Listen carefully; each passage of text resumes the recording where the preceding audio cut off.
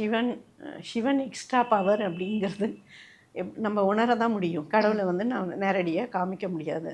சிவன் என்ன சொல்கிறது, அந்த உடுக்க இது எல்லாமே வச்சுருக்கும் போதே நம்மளோட ஆன்மாவுக்கு ஒரு பலத்தை கொடுக்கக்கூடியவர் அவர்.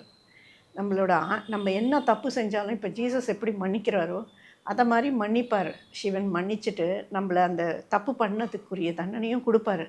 ஆனால் அதை உணர வைப்பார். உணர வைக்கும் போது ஆட்டோமேட்டிக்காக நீங்கள் போய் கண்ணீர் சிந்தி அழுவீங்க. அழுகும் போது அப்போ அவர் மன்னிச்சிடுவார்.